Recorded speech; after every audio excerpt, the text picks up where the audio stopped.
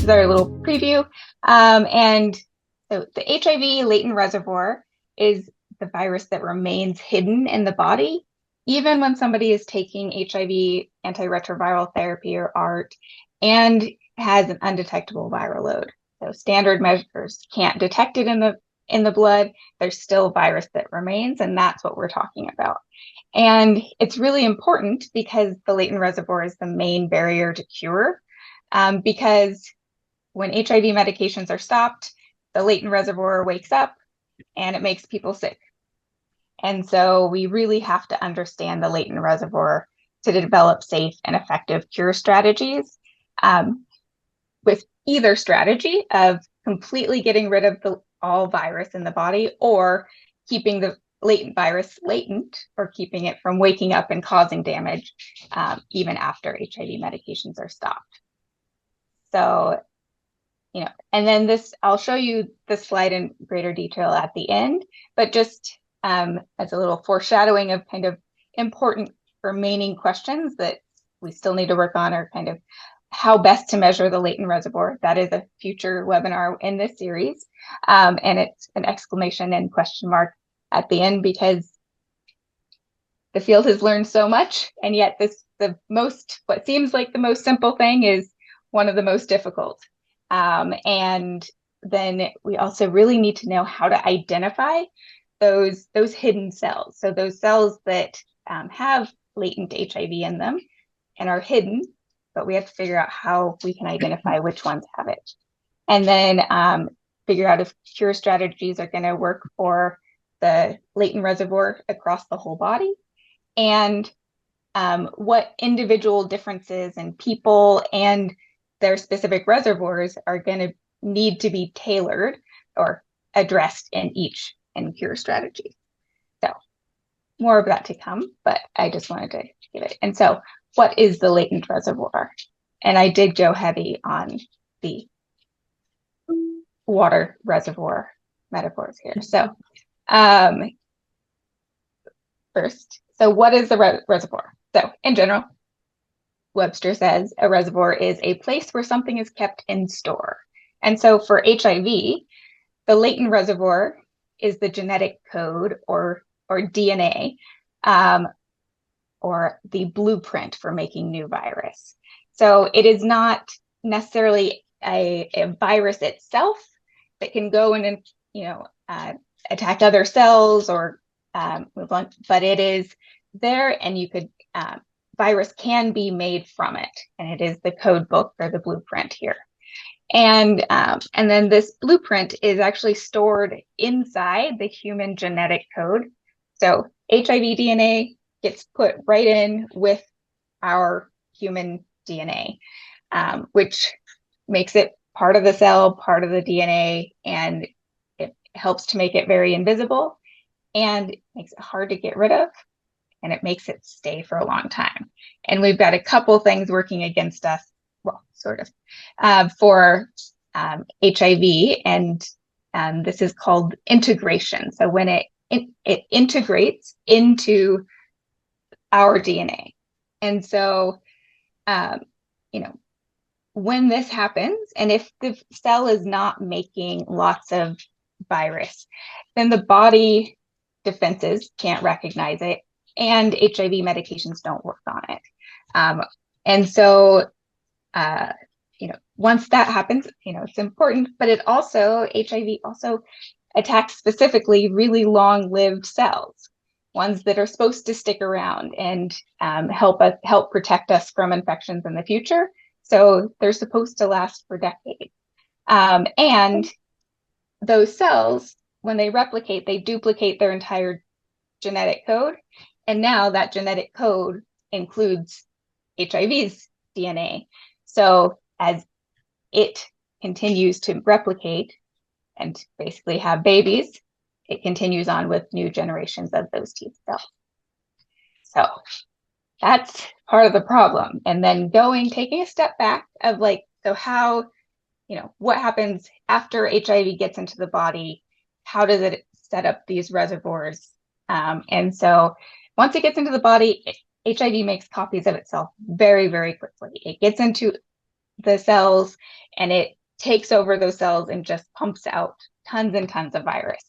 So like here, it gets into the cell, it makes lots and lots of virus, and it goes everywhere. So it goes throughout the entire body and finds cells there, whether they're T cells or there's some other cells that HIV can get into.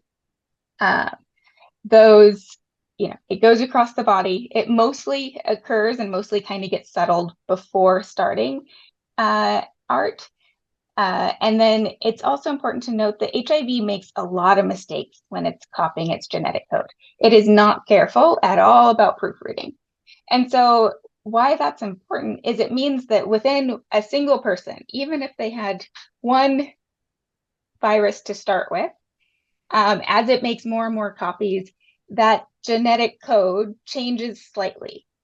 And most of the time, that's not a good thing. Most of the time, it means that the genetic code is bunk and the virus doesn't function right and it basically dies. But it also actually can also help HIV in the sense that if it helps it to adapt to different areas. So it might be able to adapt to a specific part of the body or specific cells because it changes so quickly, and it just is basically trying on a bunch of different things and seeing what works. And then this is over here on the right to remind me that what I had already talked about so once somebody is on ART, and even if there's no virus like, sorry, I'm pointing at the wrong one here. If there's no virus like this circulating in the blood, there's still the T cells or other cells that HIV can get into that are still replicating and maintaining that latent reservoir. And so the other important part that always comes up, and it is important to understand for talking about the HIV latent reservoir, is kind of going back to the idea of the DNA being the blueprint, and seeing if that's intact well enough to make complete virus. So it turns out that kind of like most things HIV does is it's a little bit haphazard. When it gets ready to get into the genome or the DNA for people, that HIV DNA just kind of goes almost anywhere, and it's kind of random. So it doesn't always insert itself in the same spot. And sometimes that means it never gets read, nothing ever happens. Sometimes it loses a little piece of it. So kind of like this, blueprint over here, it loses a little bit off the bottom or, off the sides, and it's not the entire code book or blueprint. And so it's actually really rare that the entire thing is intact and is actually right where it needs to be in the DNA, in human DNA, that allows it to actually make successfully produce virus that can come out of the cell and then go on to infect other cells. And that is the replication-competent reservoir, the one that can produce complete functional virus.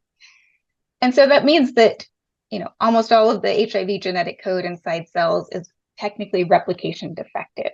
It is important to keep in mind that even though it can't make, perfectly functional virus, it can still make little pieces of virus. It just can't quite get out of the cell and cause a lot more damage. But just making some of those pieces might actually cause some inflammation and problems too. And so there is an entire webinar later in this series, so I'm not going to go into it too much, but I think it is important to, realize, we talk a lot about, where in the cell is HIV hiding and then which cell HIV is hiding in, but it's also, scattered throughout different organs in the body. And, we haven't always had a great opportunity to sample all those different sites and see some of the differences. And so we do have a couple studies now, and one is the last gift study at UCSD. And I am part of the study team, so I guess I should have put that on my disclosure.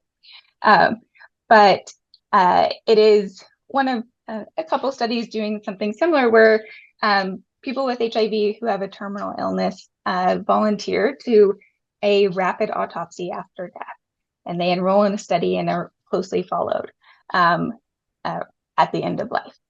And so this has allowed us to take samples from multiple tissues across the body and then measure how much HIV DNA is in there. So it's not measuring which cell it's in, it's just mushing everything up and seeing how much HIV blueprint or genetic code is there.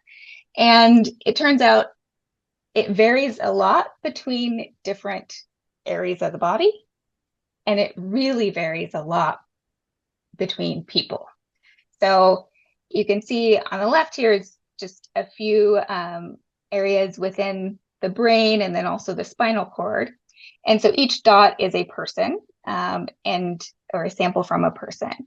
And there's quite a bit of variability, but there's not a lot of samples yet on this data, so we can't decide statistically how different it is, but it looks pretty different, and we'll have more info soon. But it's also really interesting to look at on the right, so this is two different participants. And the one on the top had pancreatic cancer.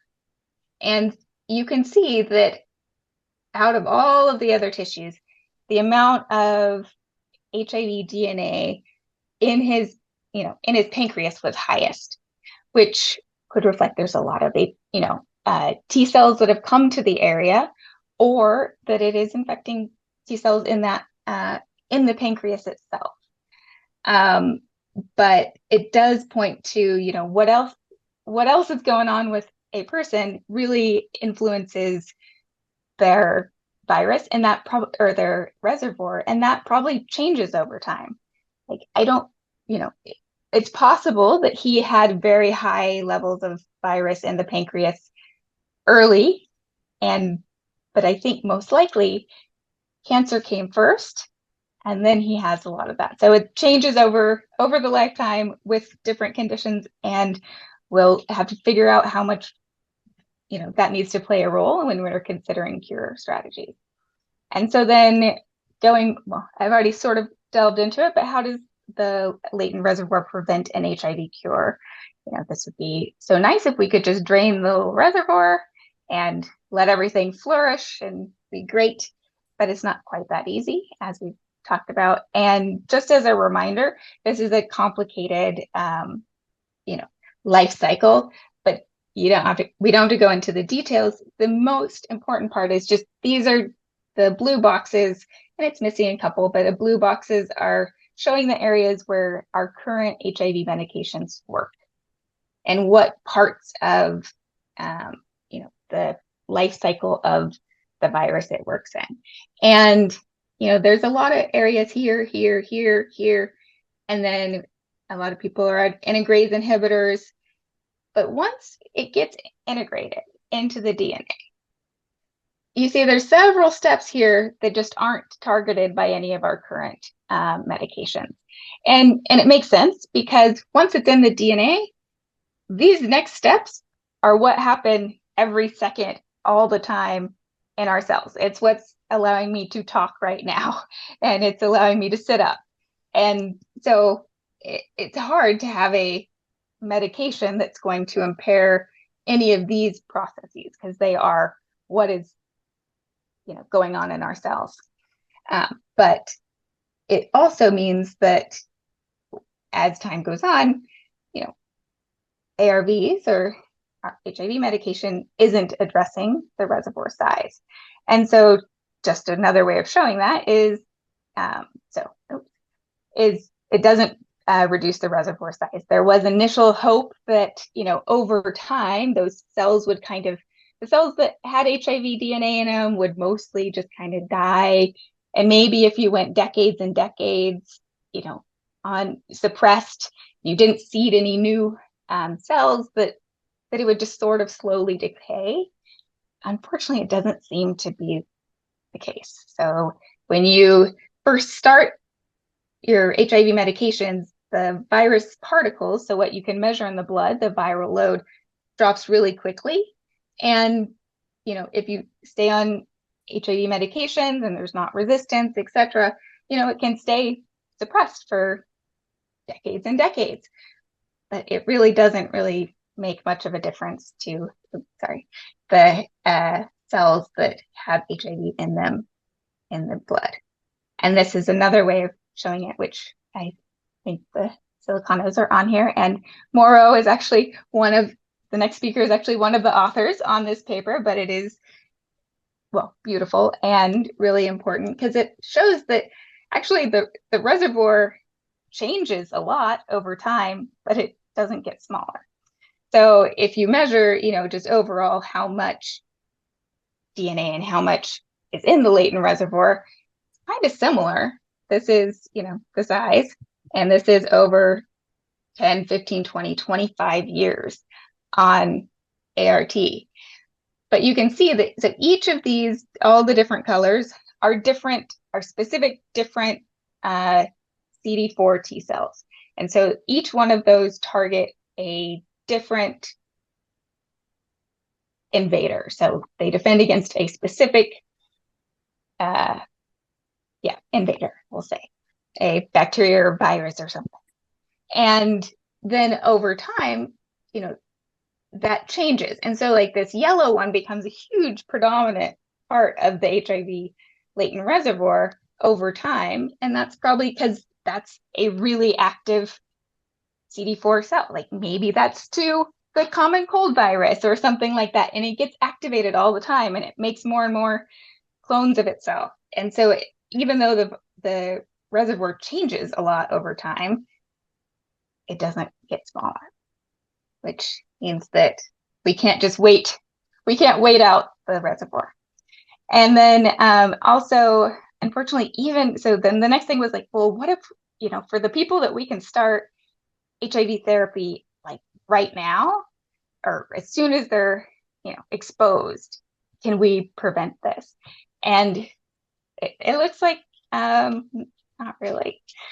It might be a smaller reservoir size, but they still have rebound. So these are a few examples. So somebody who started medications within 10 days of exposure to HIV, and it took a very long time. So, and I am going to jump down here. So analytical treatment interruption, or ATI, is especially in kind of cure trials, is when you have a very closely monitored treatment interruption. So you are taken off of HIV medications and then wait to see if the virus comes back and is detectable. And so he went a really long time. I mean, I guess not quite a year, but like more than 220 days, but then it came back.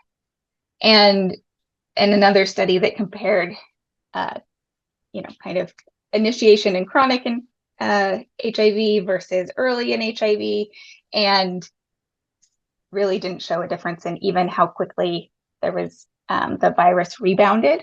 And again, viral rebound being when HIV viral load becomes detectable after stopping HIV medication here. And so this was also kind of discouraging, but it just means we have to take a different strategy and we can't rely on ART to do it for us.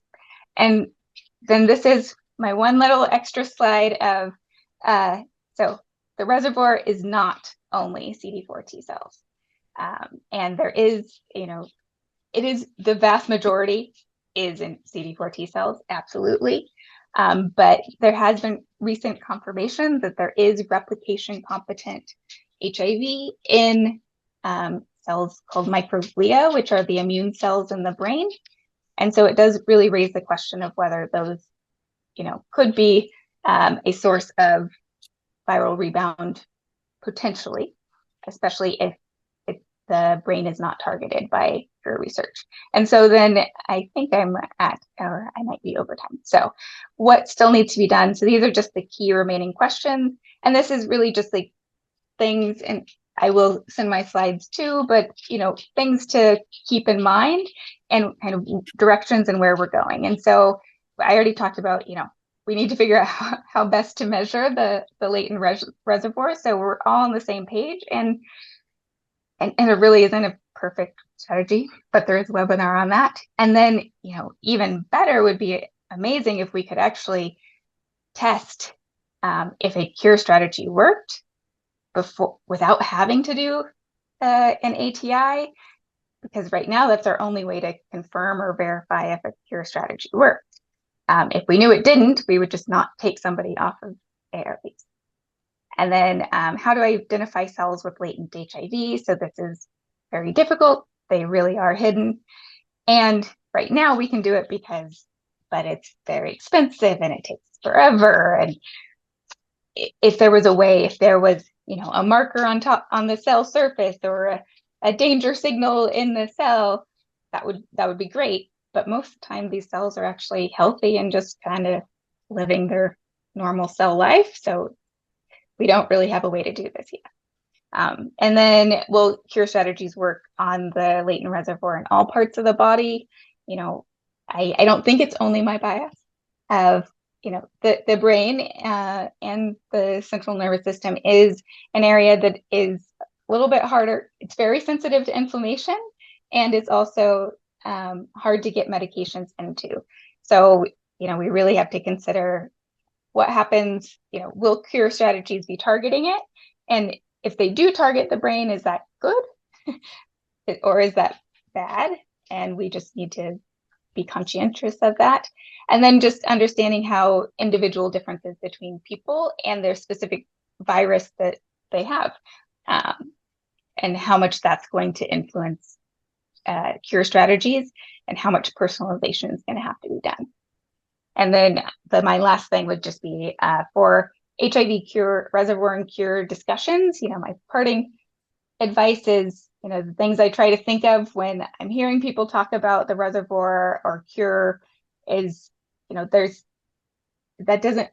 not real specific of what that means. And so thinking about when they're talking about the reservoir, what is being discussed, what is being measured, what is being targeted. And so is it the anatomic reservoir? So is it which organ, which site? Is it the cellular? So which cell? Is it CD4 cells?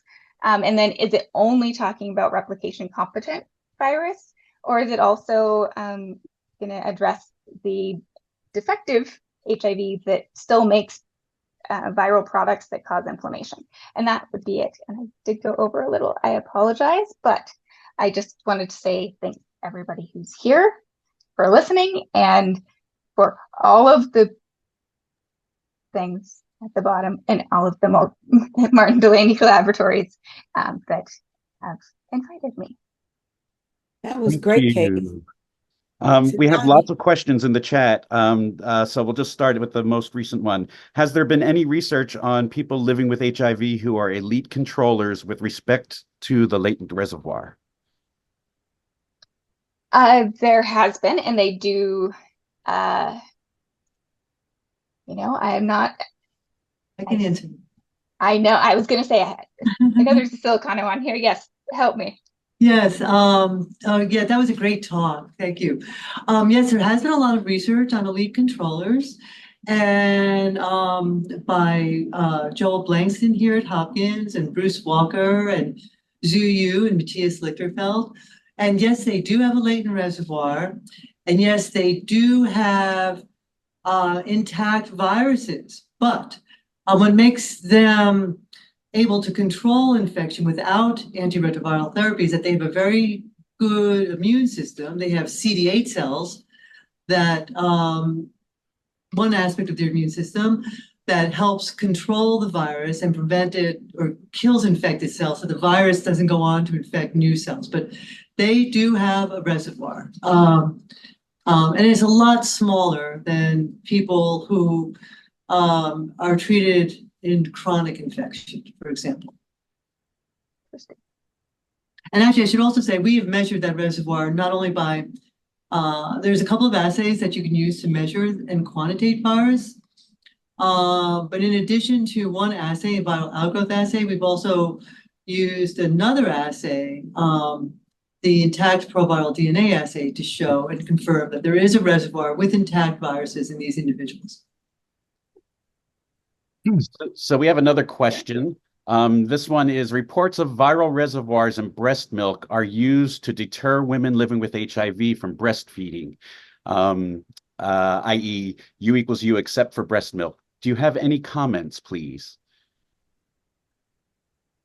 So this is actually recently changing within, even in the US. Actually, the US was kind of one of the later ones to change. So we still don't have, it's not necessarily, I guess it is HIV reservoir, but it's also HIV viruses that can be in the breast milk, as well as some of the immune cells.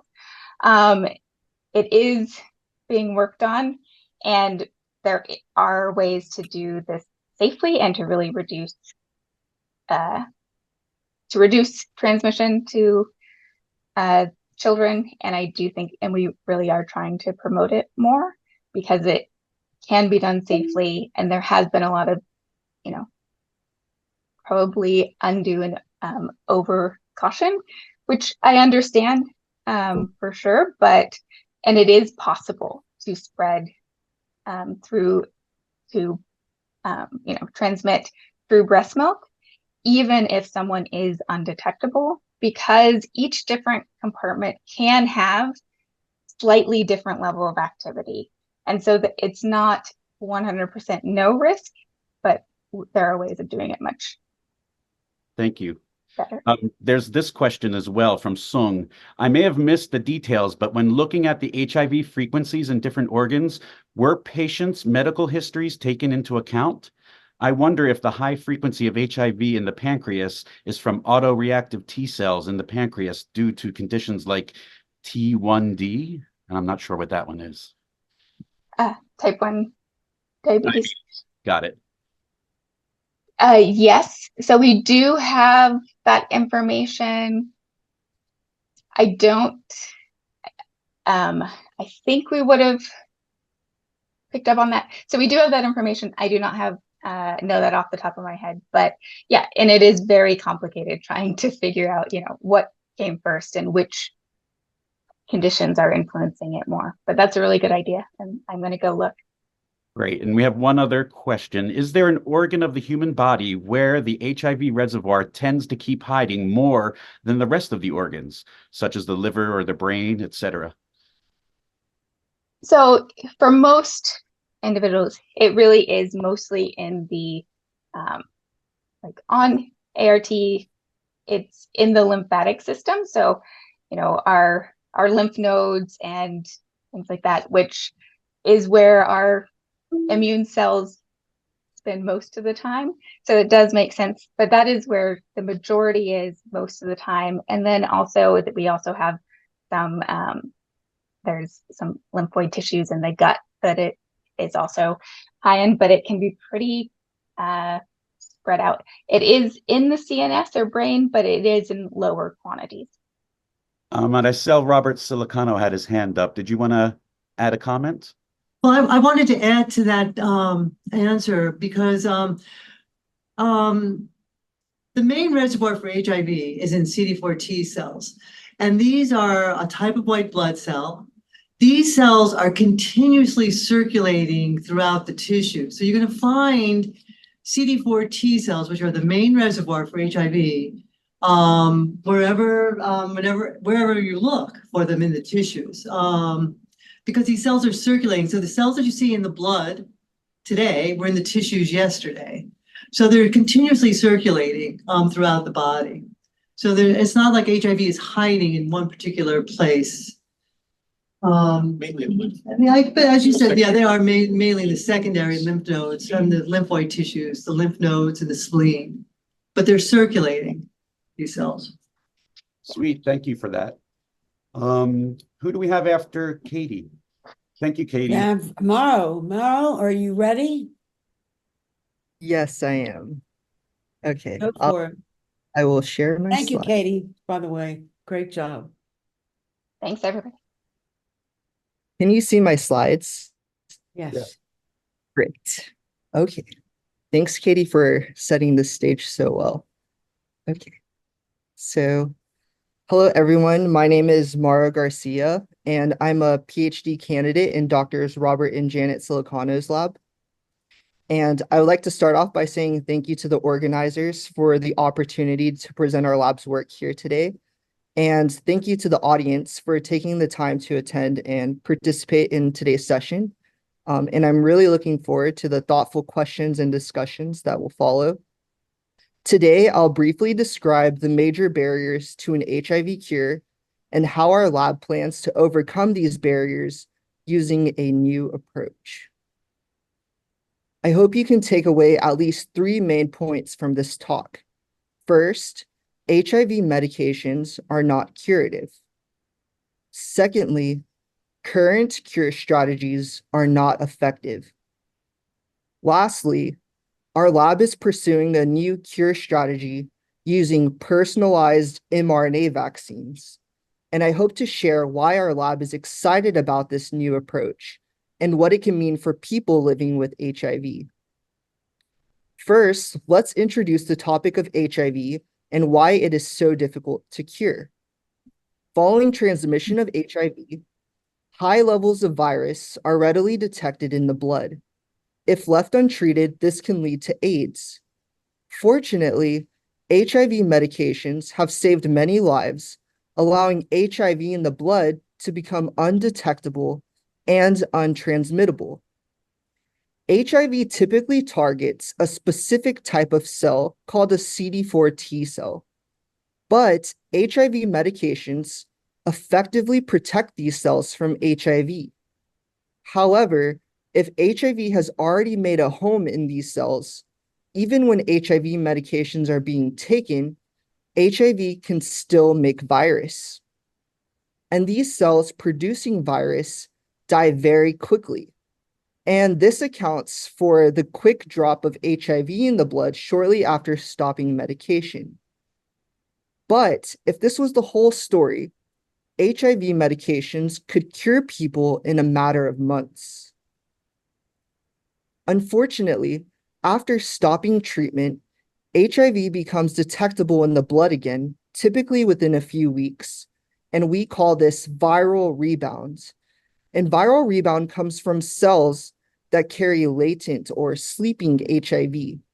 These cells serve as a reservoir or a hiding place for HIV, allowing HIV to survive in the body for an entire lifetime.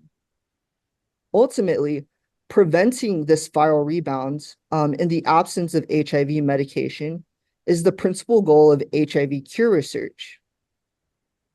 Even in people with HIV who have been taking their medications for many years, including up to 18 years, or on their medications for more than 20 years, HIV still becomes detectable shortly after stopping treatment.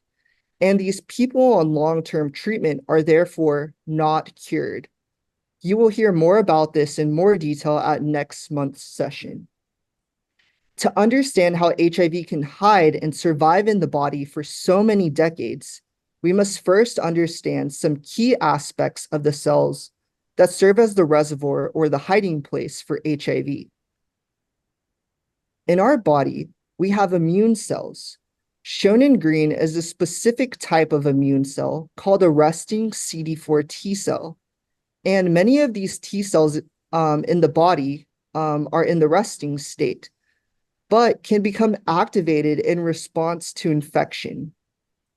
HIV can enter and make a home in activated T cells, but it can't do this in resting cells. HIV can make HIV particles by hijacking tools from the activated cell. And these activated cells, however, can transition back to a resting state. And in this process, the tools are no longer available to HIV. So HIV cannot produce virus anymore, causing HIV to be in a dormant or latent state. And these cells have the potential to become reactivated at any moment to produce infectious virus again, or instead, these cells can make identical copies of itself. Unfortunately, HIV's genetic code is also copied over, causing the number of cells with HIV in the body to increase over time. And for this reason, among many others, HIV can survive in the body for an entire lifetime. And this also explains why people taking HIV medication for more than 20 years can still have viral rebound once treatment is stopped.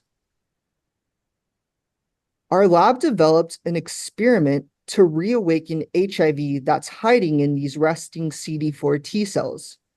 These cells are not producing virus, but we can activate them, causing hidden HIV to be reawakened. Then we can grow up enough virus to the point at which we can analyze the genetic code of HIV. And we often find many HIV variants in a single person living with HIV. And these different HIV variants arise because HIV must quickly mutate and change its genetic code to escape immune responses. The surface of HIV particles are coated with proteins called envelope. An envelope allows HIV to bind to and enter activated cells. People with HIV generate their own antibodies, autologous antibodies. Again, these are self-generated in most people with HIV. And these antibodies are very good at binding to the outside of this virus particle. And these red antibodies can prevent this red virus from infecting new cells. However, it takes the body some time to generate these very good antibody responses. And unfortunately, by the time these antibodies have developed, HIV has already mutated into a different variant shown in yellow, allowing HIV to continuously escape the person's own antibodies. New yellow antibodies are generated later in time to control the yellow HIV variant, but as discussed, HIV has already mutated. This process goes on continuously, such that HIV is always a few steps ahead of the person's own antibody response. However, HIV medications effectively stop and freeze HIV evolution in its tracks. And now, frozen in time, is a collection of colored dots shown on the left, which represent the many HIV variants in a single person living with HIV once treatment is started. At this point, some viruses are controlled by the person's own antibody responses, whereas other viruses are resistant to the antibodies, and if treatment is stopped, these viruses can contribute to rebound. And it was encouraging to our lab that only a subset of viruses can cause rebound, and this actually provided our lab with insights to a new approach to cure. But before I mention that, I would like to briefly discuss why other cure strategies have not produced effective results in the past 40 plus years. Strategies aiming to eliminate large amounts of HIV from the body haven't been successful, except for very rare cases of stem cell transplantation.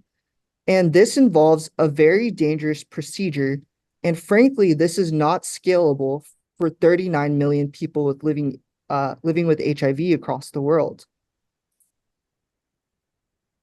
Here is a family tree of HIV variants across the entire globe. The long and wide branches on the tree represent increased diversity among these viruses. You should keep in mind that the larger and wider the tree is, the more difficult it is to develop a vaccine that could cover all of the variants on this very diverse tree. Currently, people in the cure field are trying to develop a single vaccine that works against all global HIV variants found across 30 million people living with HIV. But as we can see, this is very difficult and is part of the reason why the HIV field has not produced an effective vaccine to control all HIV variants. I'd like to turn your attention to this tiny black box on the right. You probably can't see it too well, but there's a tiny family tree inside, which represents the diversity of a specific virus. I will magnify this 10 times more for you so you can see it a tiny bit better. We can see that this is showing very little diversity of this virus compared to the big tree on the left representing HIV across the world. This tiny black box on the right side actually represents the very low diversity of coronaviruses during the global COVID-19 pandemic that caused the entire world to shut down. And we see there is much less diversity among these viruses compared to HIV. And this small diversity allowed the COVID-19 vaccines to roll out very quickly and effectively. This actually inspired our lab to simplify the cure agenda by realizing we can deal with less variants. And we can do this by studying HIV variants in people living with HIV on a personal level. And in this case, there are much fewer variants within a single person, which makes it much more feasible to develop a vaccine that could act as a cure for HIV. So what do I mean by all of this? Well, if we look at the reservoir or the collection of cells that have HIV in a single person, we are dealing with much fewer variants to make vaccine development more efficient, manageable, and scalable for 39 million people living across the globe. And within a single person with HIV, they also have their own antibodies that already control some or most of the virus in their body. Therefore, we only have to target a small subset of variants capable of causing viral rebounds. And if we can identify all the antibody-resistant variants in a single person living with HIV, we can design personalized mRNA vaccines against a relatively small number of variants, just like they did with the COVID-19 vaccines. And this could potentially allow for these variants to be controlled. And if all variants in a single person are now controlled as a result of the personalized mRNA vaccines we plan to develop, then if HIV medications are stopped, theoretically, viral rebounds should not occur. And this could represent a definition of a cure. And we believe this personalized approach is a much more realistic path for achieving an HIV cure compared to other cure strategies that have been pursued in the past few decades. And we are optimistic this approach could work because we have studied a person with HIV who started treatment 2 months after acquiring HIV. And they were on their treatment for about a year. And then this person stopped taking their medication as part of a trial. And the level of HIV in their blood, shown in red, continues to be undetectable for more than 5 years off treatment. Next, I'd like to bring your attention to the right-hand side of the graph, shown in blue. And this measurement shows how well a drug or antibody can prevent infection by HIV. So the higher, the better.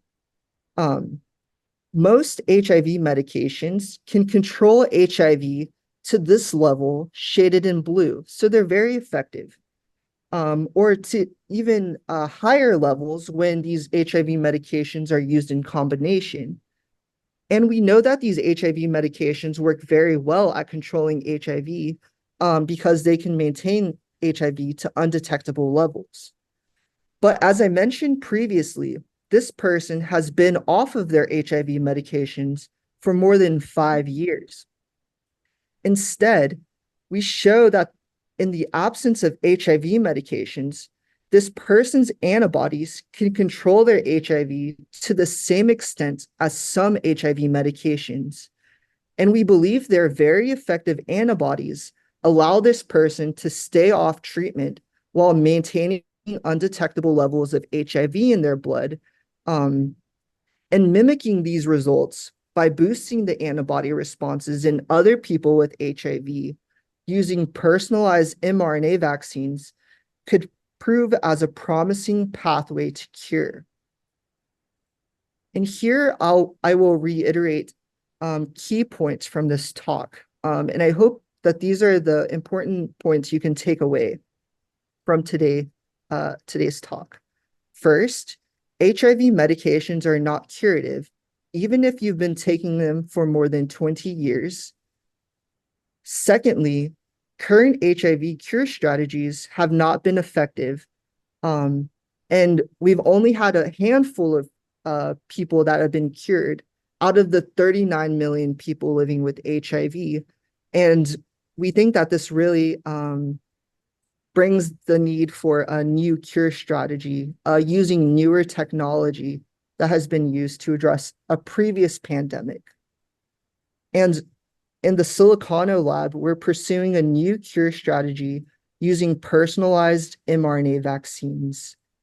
Finally, I would like to thank our collaborators, funding sources, and the support from Linda D., Roger Peabody, Derrick Mapp, Jeff Taylor, Michael Luella, Katie Riggs, and my PIs or professors, Robert and Janet Siliciano. I would also like to especially thank the study participants and the community with whom this research would not be possible without. Thank you.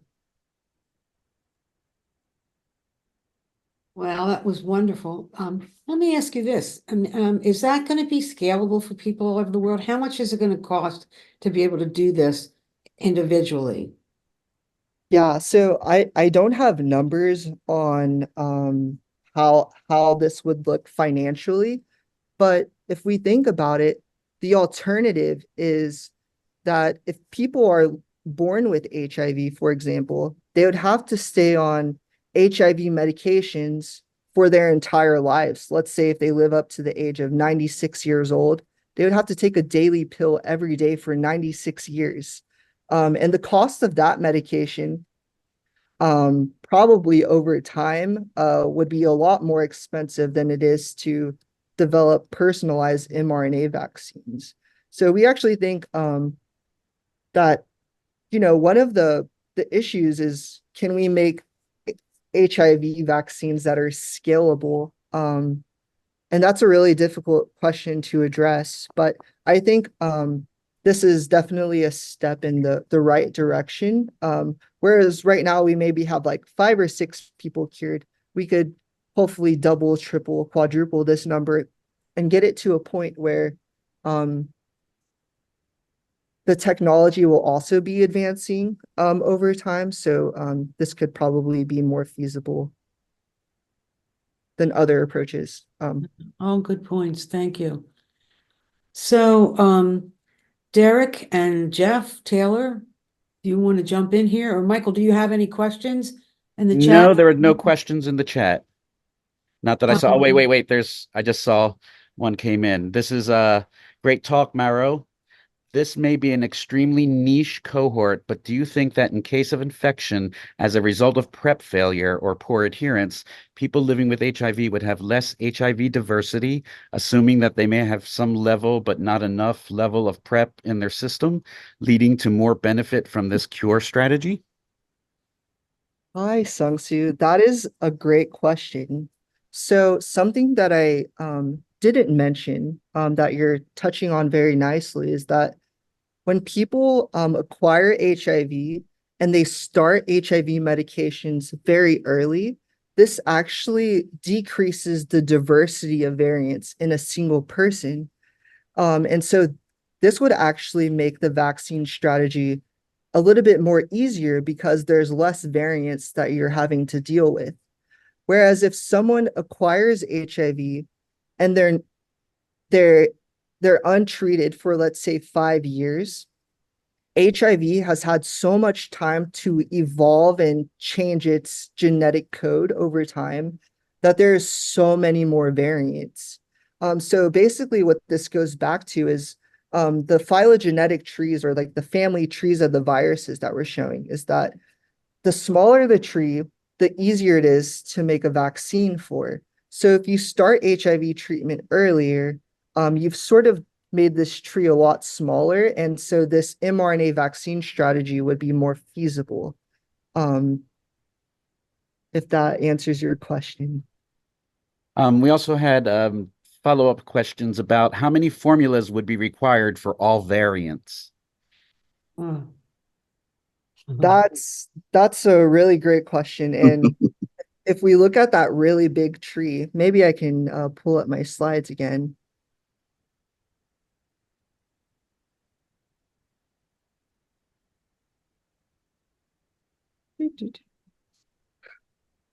Okay. So we see in this tiny little black box, it took a few variants or formulations to cover the newer variants that were popping up. But if you look at this big tree on the left, I think I would argue that it's almost impossible to develop a vaccine that could cover every single variant. Maybe I shouldn't say impossible, but it's going to be extremely difficult. And so for the variants to make a vaccine that could cover the one on the left, probably, this is probably like an underestimate, but probably millions.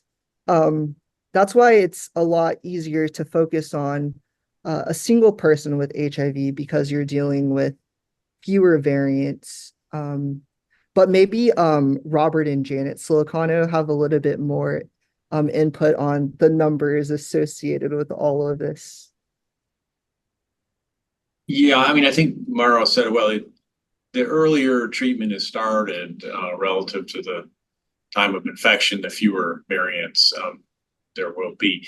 In people who start treatment during chronic infection, there'll be a lot of variants, and we're working on ways to sort of simplify it into a manageable number of sequences that would be put in to this vaccine. The other thing I want to say in relation to Linda's question about scalability, I mean, that's clearly a big issue too, but we've got to be thinking about where we will be with this technology in 5 years. Big fraction of the world's population was immunized with RNA vaccines. That technology is advancing extremely rapidly. And as Mauro said, the question is not really how much it's going to cost, but how much is it going to cost relative to taking antiretroviral therapy for the rest of your life, which is estimated to be, $1 million or $1.5 million. So in relation to that, it may actually be much cheaper if we can get the technology to work. Thank you. We also have a question.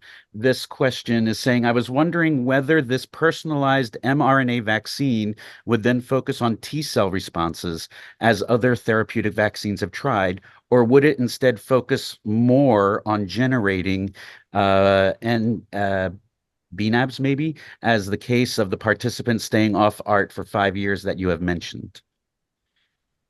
Hi, Igor. Thanks for the great question.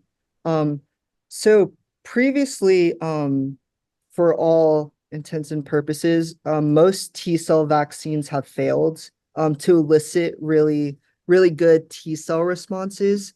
And other researchers such as Lewis Picker have shown that T-cells aren't very good at preventing viral rebounds, but they can help delay it slightly, but not necessarily prevent rebound as good as neutralizing antibodies could. So we're trying to elicit neutralizing autologous antibodies that can control the variants in the body, as opposed to inducing T-cell responses that could do this the same.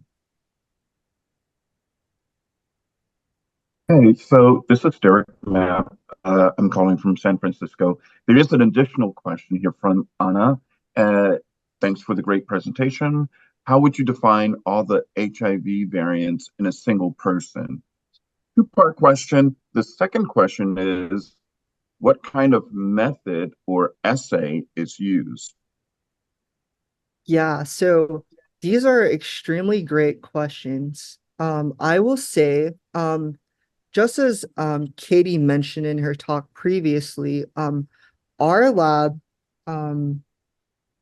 what causes rebounds are intact viruses. So these are HIV, where it has a genome that can make all of the components to make a full virus particle. And there's very few assays that look at intact genomes. So we have something called the intact proviral DNA assay, which is used to detect intact proviruses or intact HIV. And we also, another assay that's frequently used in the lab to study viruses that can replicate is something called the quantitative viral outgrowth assay. And this reveals viruses that can replicate in a person's body. But in terms of screening these for these variants, there's people in our lab that are trying to develop more high throughput methods to screen for these variants. Because as you know, the other assays, especially like the QVOA, are expensive and they take a large amounts of time to conduct these assays. But other people in our lab are trying to develop assays right now to make this more high throughput. And I guess that's what I'll say about that at the moment. Janet and Bob, do you have anything to mention? No, I think you answered that perfectly, Mauro. I mean, as exactly as Mauro said, students and postdocs in our lab right now are developing high throughput methods to look at the viruses in the reservoir of an individual and to get their genetic codes. And then we're going to use that information to see if those viruses, those variants, which one of those many variants that we've obtained the genetic code for are neutralized. We have an assay, a neutralization assay. So we're going to use that individual's own antibodies to HIV to see which one of those genetic codes, those virus variants, can be neutralized by that individual's own antibodies. So we have an assay for that. And the viruses that come through that screen, those are the ones we're going to make mRNA vaccines against. And then make antibodies against those resistant viruses.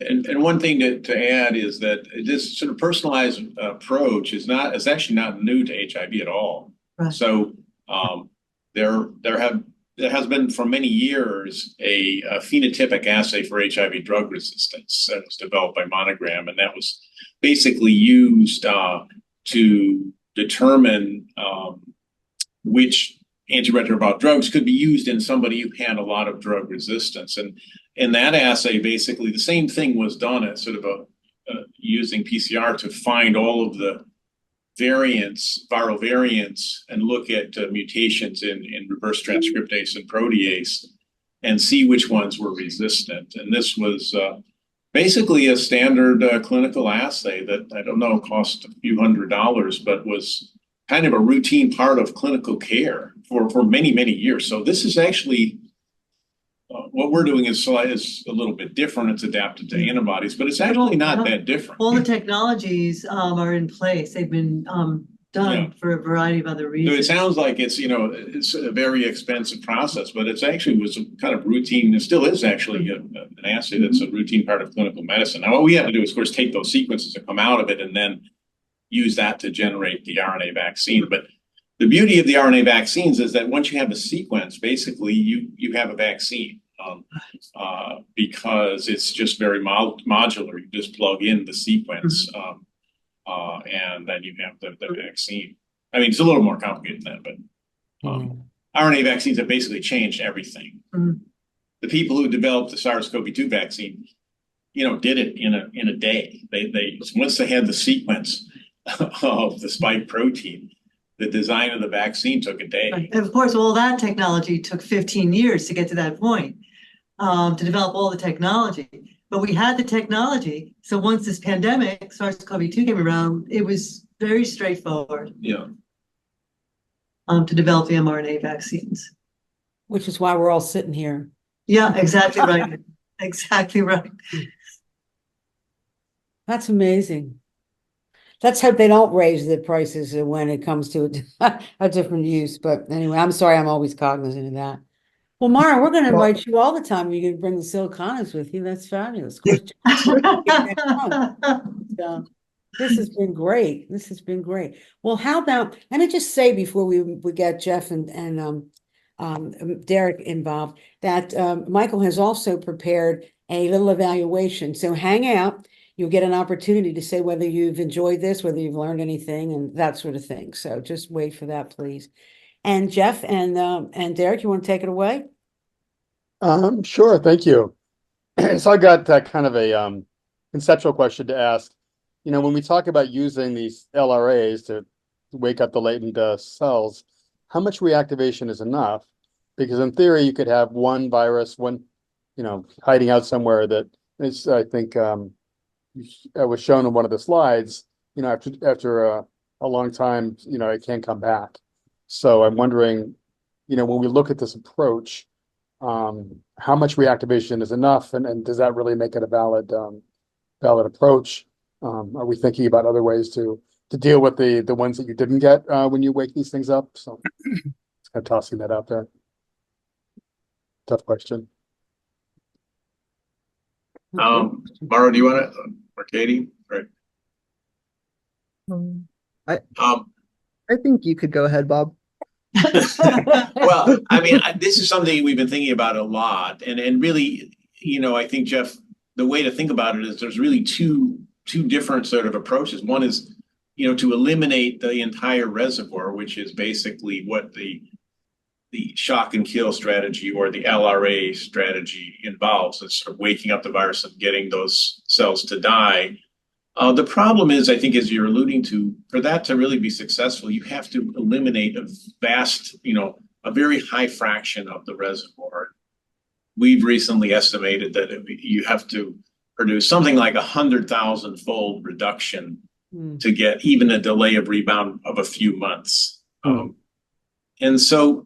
And given that we don't have any real reduction so far with this strategy, this is why we're thinking about it, an alternative approach that doesn't involve reducing the reservoir at all. It really just involves preventing those viruses from causing rebound. What used to be termed a functional cure, essentially.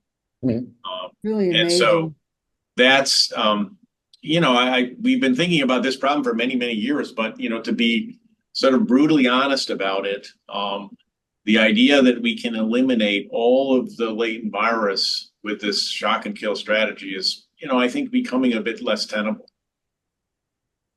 I'll say. Well, and it also seems very close to what the body does anyway, in terms of how it processes pathogens in the body. Exactly, Derrick. Yeah. Right. Yeah. Like every day, small numbers of these cells get reactivated, exactly as you say, when they, are seeing their specific pathogen. Certain small numbers of these cells get reactivated every day and spit out virus. But that virus that gets spit out, sometimes you can detect it with the viral load, but it's very, very low. And it doesn't cause new rounds of infection because treatment effectively blocks replication.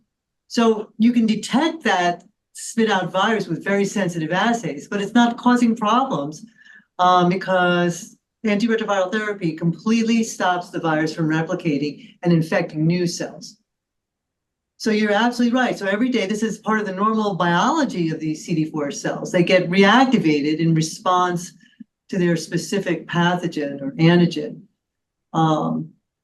So it's a difficult question. It's complicated biology, trying to understand reactivation, and the latency reversing agents just haven't done anything. They haven't even reactivated significant number of cells, let alone reduce the reservoir. There's been no intervention yet, except what Mauro said, the stem cell transplants that have reduced the reservoir.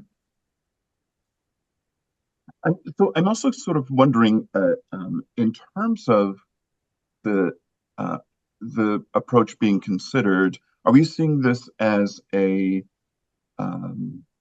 one-off infusion or maybe a step infusion? You might need a couple for it to sort of catch on, as it were.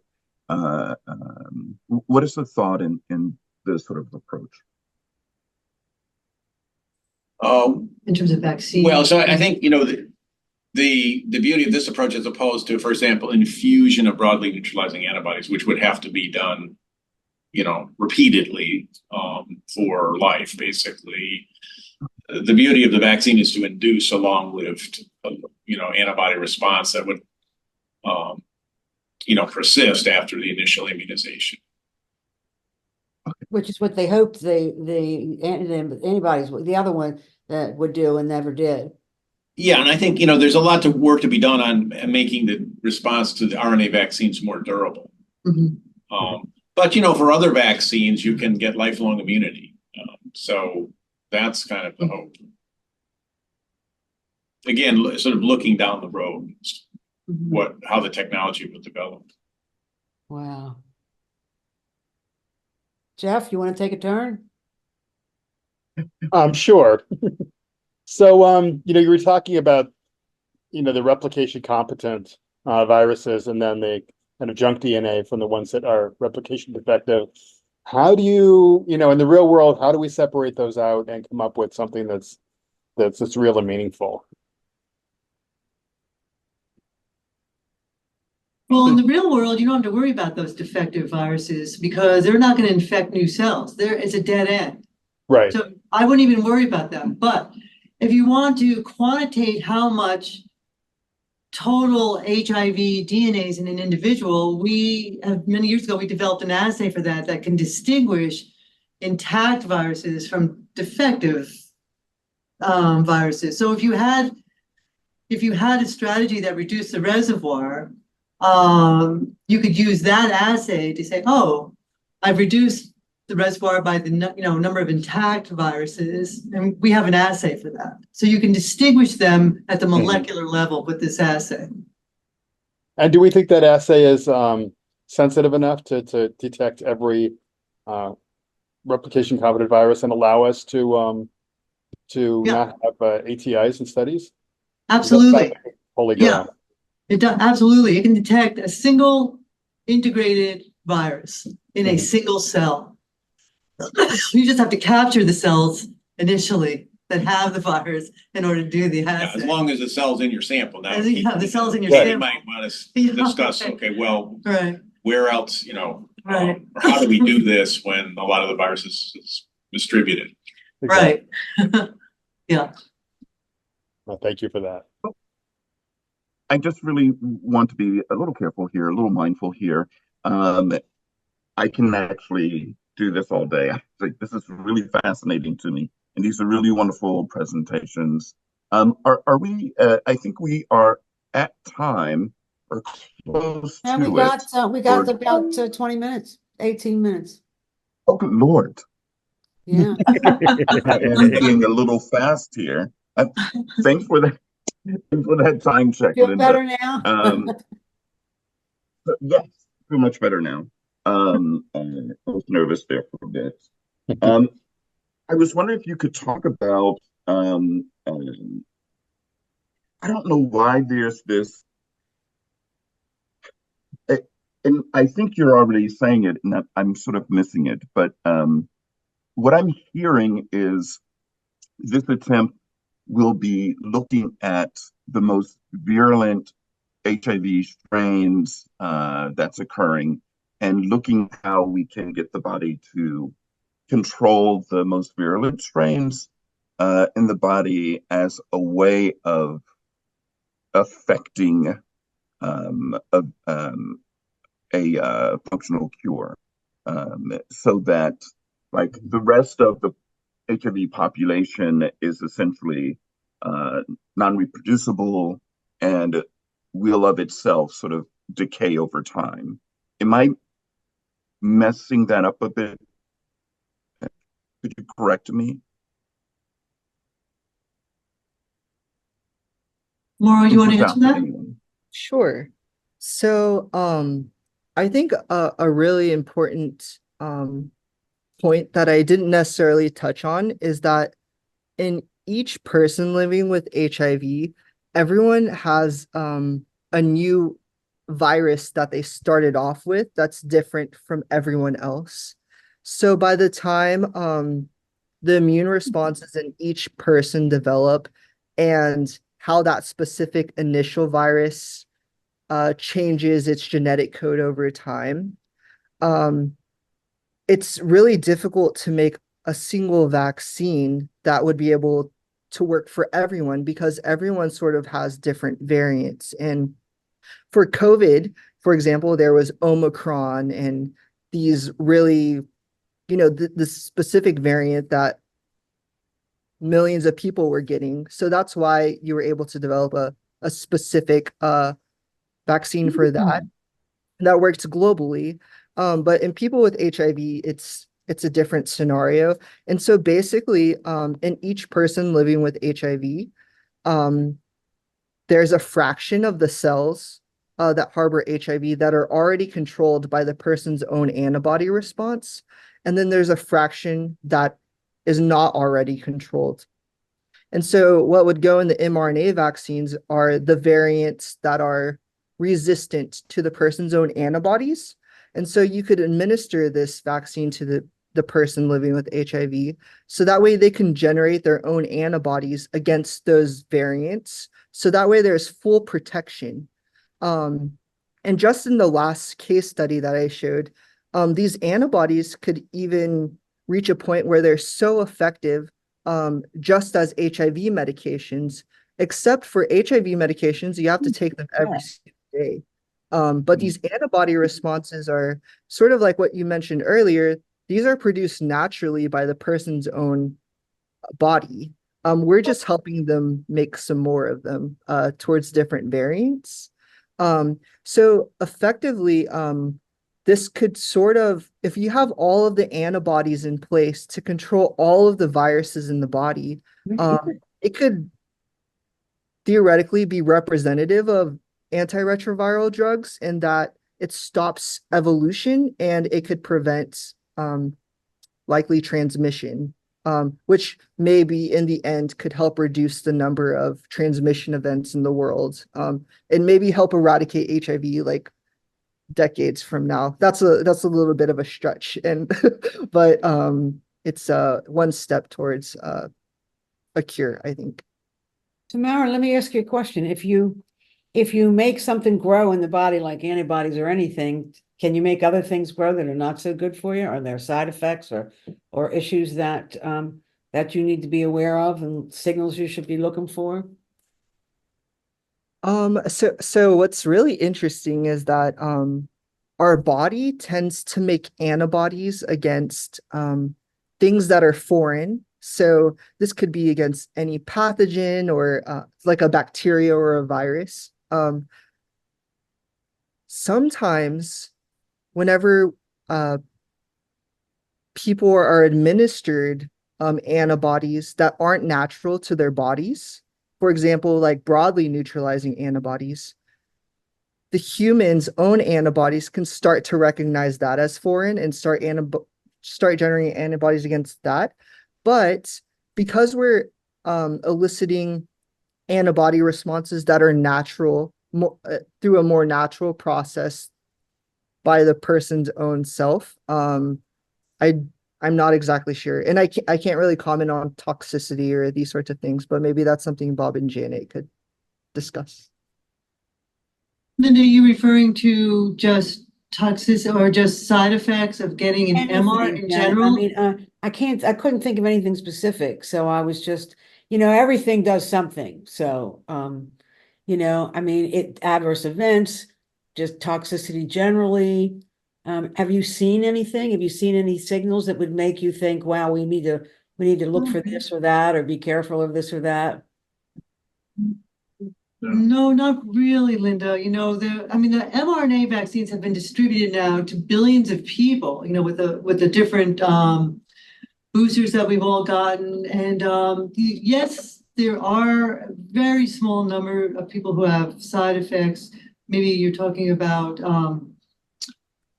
myocarditis, et cetera. But I think with any vaccine, there's probably very small numbers of people that might have side effect.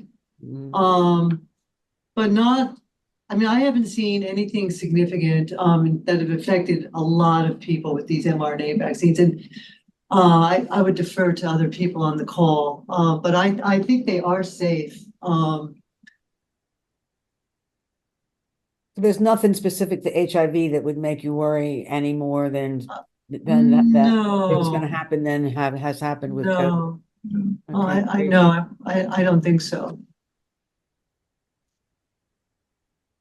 Derrick, Jeff? Katie, I have a question for you, and this involves the Silicanos too. And I know that you can't speak for Sarah with the last gift, but I'm wondering if Bob and Janet, is there anything that you could see that would be a good collaboration between you and maybe the last gift to try and look at what happens after, be able to actually have samples of people who have recently taken this that have died, for you to take a look and see what's going on. And do you feel like that might tell you something, that some good information that you haven't been able to get otherwise? No. Well, I think what Katie's doing is incredibly important. It's really hard to know where all the latent virus is, and it's kind of the only way to do it in people. It's been done to some extent in the non-human primate models, but there's a lot of things that are not easy to do in that system. For example, keep the animals on long-term ART. So where is the virus persisting in the setting of 10 years or 20 years of antiretroviral therapy? Are very hard to look in humans in most tissue. So I think what Katie's doing is incredibly important. And So in the maybe you could next hook up. few years, in the next few years, the goal is to start some interventional aspects to the last gift as well, which would be kind of N of 1, 2, 3, but and there is interest from our participants in actually trying cure interventions prior to death. Interesting. And I just wanted to let everyone who's still on know that I put the last gift studies link in the chat in case you were curious to learn more about this study that they're talking about and you aren't familiar with it. You can check it out there. It's an interesting study. And there was a question that just popped up in the chat from Owen asking if there was an equivalent program to Last Gift in the UK. I think Canada had something similar, and maybe in Brazil soon, but that's all I know of. Simon, anything similar in the UK? Are you still on? Maybe he's gone. Well, we've got like 8 minutes. Do we have any questions from the group? Yes. Since we have Robert and Janet Siliciano, could I ask you, you had said kind of the defective viruses were kind of irrelevant. And I totally get why, they don't impact the size of the reservoir at all. But why don't you think they have any impact on inflammation or kind of comorbidities or,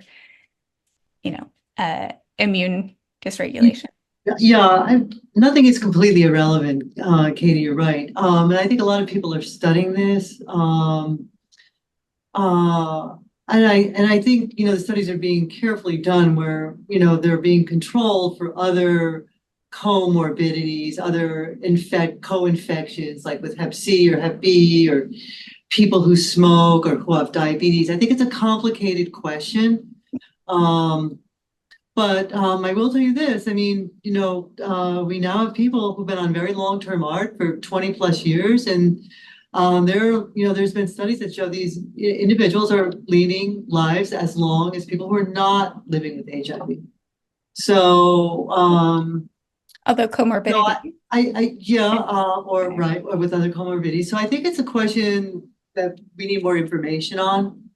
You're saying it's hard to sort out the sort of legacy effects of untreated infection. Yeah, that's right. From just The HIV. effects of the drugs versus the effects of, persistent virus. Right. The drugs as well could be playing a role into this as well. But the problem with the defective viruses is that each defective virus almost has its own unique biology, depending on exactly where the defect is and what the nature of the defect is.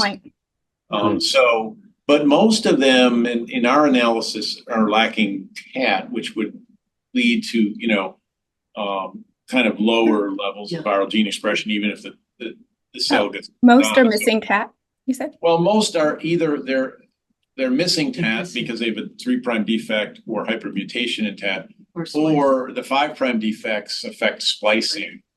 So if you put it all together, functional TAT, it's something like over 90% of the defective proviruses may not have a functional TAT gene. So, which means that they might make a lot less viral protein if the cell gets turned on. So, which might mean there will be less inflammation then. Yeah. So I don't know. It's still unclear.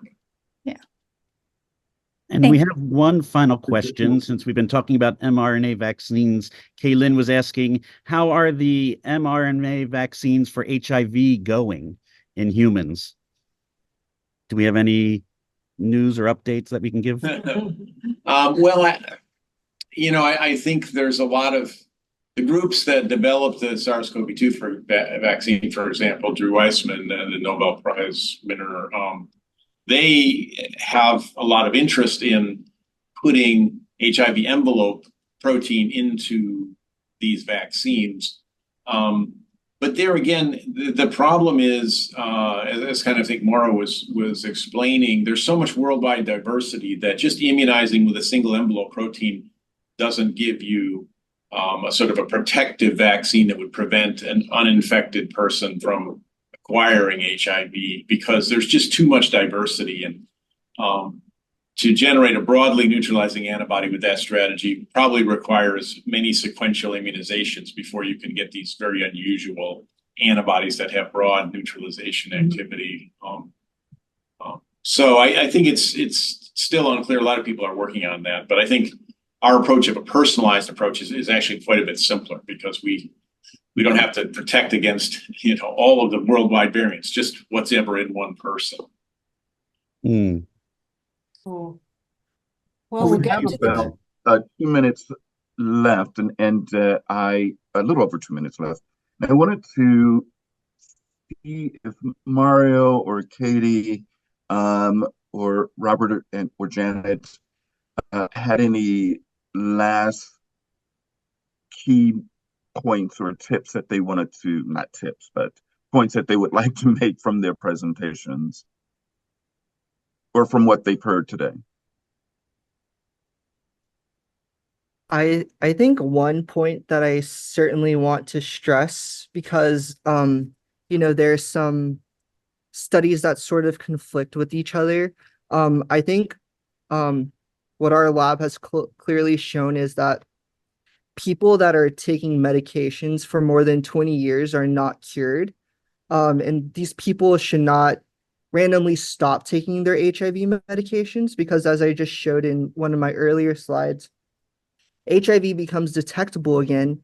And if you stay off ART, this could lead to AIDS, or it could increase the risk of transmission. And so HIV medications are not curative regardless of how long you've been on treatment. And it's important that people with HIV stay on their HIV medications, given the data that's been presented by our group and others. Katie, any closing words?